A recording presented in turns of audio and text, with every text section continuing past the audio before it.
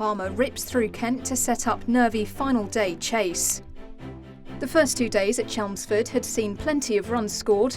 A large share of them went to Heino Kuhn, the South African's 140, the cornerstone of Kent's first innings 387. Despite the early loss of Sir Alistair Cook, Essex had responded well to end day 2 on 179 for 5. Kent would need early wickets on day 3 to have any hope of pushing for the win.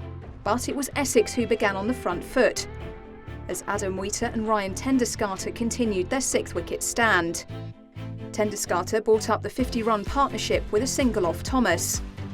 That stand was brought to an end shortly after, with a mix-up in the middle to maintain Kent's advantage. Kuhn's heroics in the field sending Wheater back to the pavilion for 37. Essex all-rounder Tenderscarter continued to chip away to bring up his half-century to move the visitors to 242 for 6.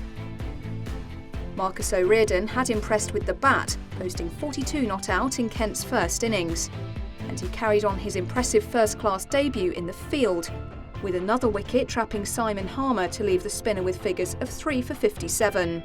After lunch, and the Tenderscarter resistance fell for 78, caught in the gully by Jack Leaning, to leave Essex looking likely to fall short of Kent's first innings total. Sam Cook followed shortly after mistiming a short ball and was caught by O'Riordan at mid-wicket. In came Matt Quinn at 11 for Essex, but he only lasted 1 ball. Matt Milnes with 2 wickets in as many deliveries to leave Essex all out for 298 and 89 runs behind Kent. In response, Kent opener Daniel Bell-Drummond was hoping for a second innings improvement, having fallen for just 6 runs in the first. But he would fall cheaply for just 5 as he edged Jamie Porter's delivery to leave Kent 6 for 1. Sam Cook then got in on the act for the host to trap Jack Leaning. He added just 6 to his first innings duck as Kent's top-order struggles continued. Ollie Robinson edged a slip, needing a good catch from Simon Harmer to leave the visitors 36 for 3 in the final ball before tea. Jordan Cox and first innings centurion Kuhn continued to lead the recovery as Kent moved to 65 for 3. However, a wild shot from Kuhn saw him fall for 17 and was well caught on the boundary by Nick Browne.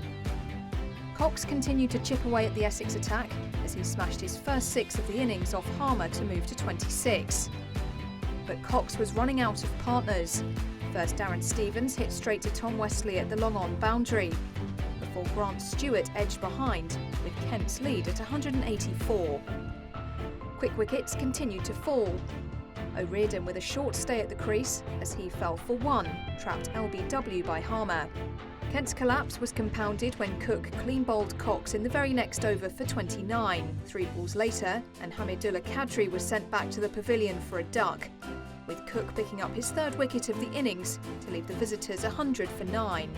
Harmer wrapped up the innings with the wicket of Milnes, ending the day with figures of 4 for 35, as Kent were bowled out for 112, setting Essex a target of 202 to win. There was time for Essex to face 1 over before the close of play. Essex sent out Porter to bat as nightwatchman with Browne, as they finished 0 for 0 in reply.